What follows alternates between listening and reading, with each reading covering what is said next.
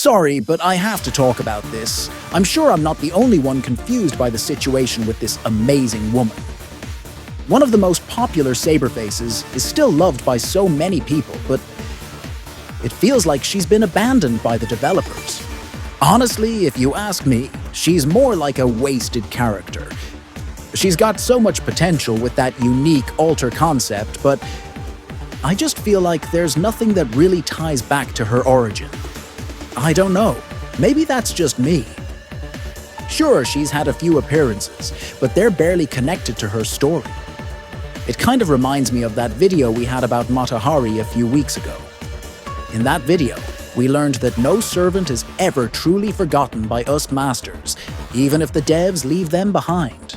Heck, some of us have her as wallpaper. She is special. Now, if you remember, Artoria Lancer Alter made her dramatic entrance in FGO during the London Singularity, the 4th chapter of the game. She comes into play right after Ritsuka Fujimaru and the crew take down Nikola Tesla.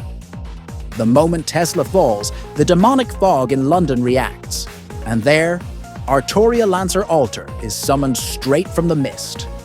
Not only does she materialize out of this mysterious fog, but she also absorbs it, turning it into a part of her power. She doesn't waste time before clashing with Ritsuka's crew, becoming a major threat. Now let me remind you, this is the first time we actually get to see the mature side of Artoria Pendragon, and they chose to show it with her alter version. It's kinda weird for me, not gonna lie. But there it is, the debut of Artoria Lancer Alter. Fans were shaken when they saw this Saberface, but in full mommy mode. Since she's a story-locked servant, a lot of us were caught off guard. And yeah, it was hard to process at first. The battle was okay, gameplay-wise, even though the writing is kinda weird. You know, the London Singularity has a bit of a reputation for how poorly it handled Lancer Alter. She shows up out of nowhere, and suddenly becomes the final boss. Anyway, seeing her debut and battles left everyone craving more of her awesomeness, especially since she's a story-locked servant. After the London chapter, we finally had the chance to summon her. And once people got a look at her profile and ascension art, she was everywhere. Memes, fan art, you name it, it spread like wildfire.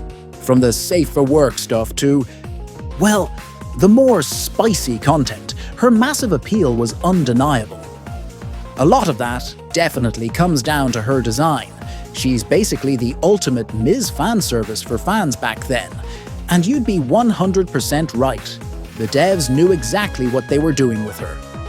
Even though she doesn't have many story appearances, they've kept her relevant, especially through craft essences that really highlight her aesthetic. Her kit is not bad too. She is basically a red button attacker, buster-focused AoE Lancer. After getting her Noble Phantasm upgrade, and with her first skill in play, she's a wave-clearing farming machine with a high damage NP. And it's not just raw power. She's packing some extra spice with utility effects, like ignoring defense and sealing enemy NPs. So if you're looking for someone who can blow up entire waves, she's your mom. I mean, your girl. After the London chapter, it wasn't long before the Camelot chapter dropped. And boom, that's when we first got introduced to this version of the OG. The Divine Spirit wielding the shining Rongominiad at the edge of the world. Saberface fans worldwide instantly locked their sights on this lady.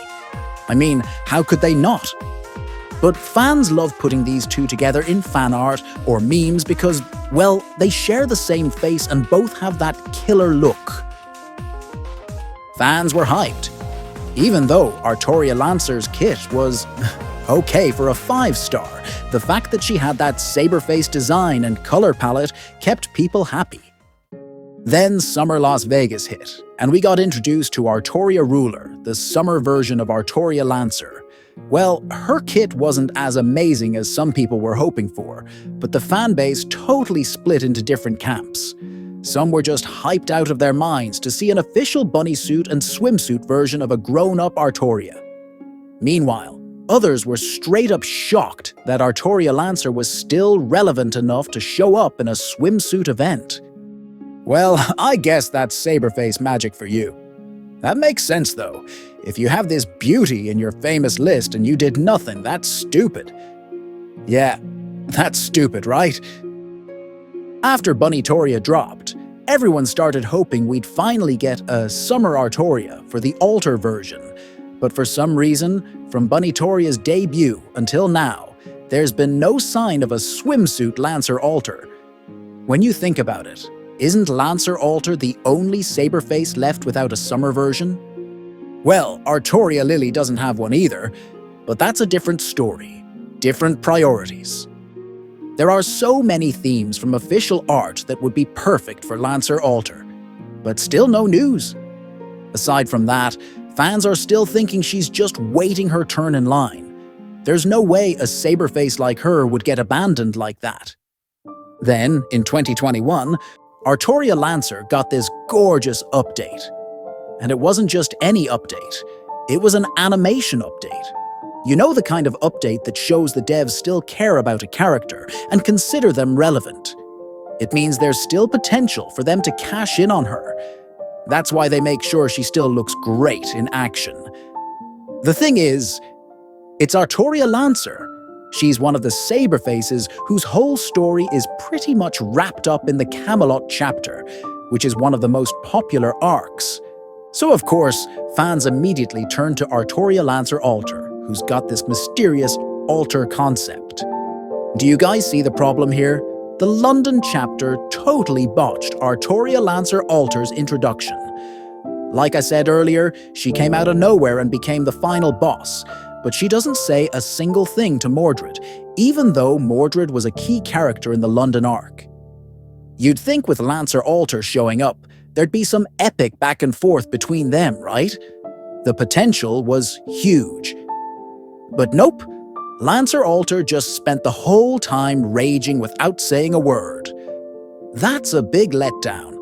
To be honest, I feel like they could have easily replaced her with some other character to make the story more impactful. You see? It really felt like her character wasn't fully developed yet.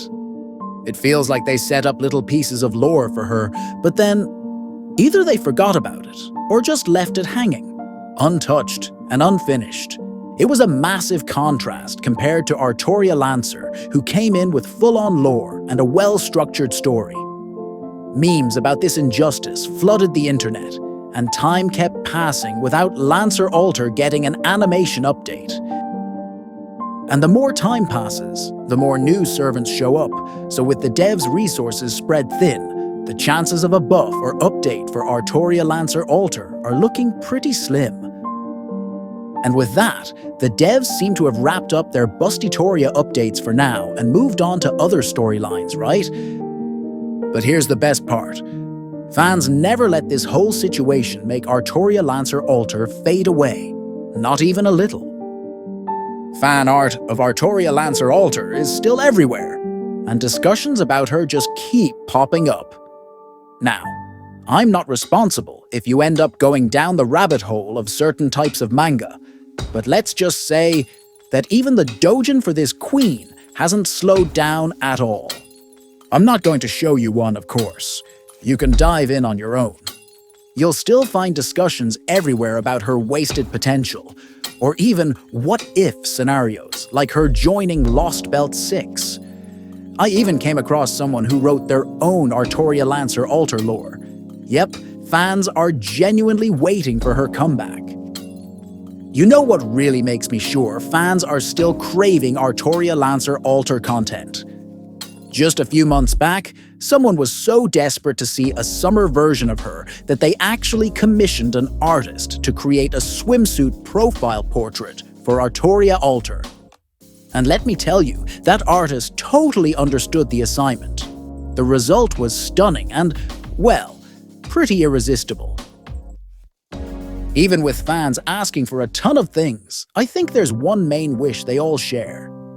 That is for Artoria Altar to get a solid story, a satisfying end to her lore and development. And maybe an animation update or a skill buff, a swimsuit, a new costume, a new event, a new bond line, or a new interaction line, and a new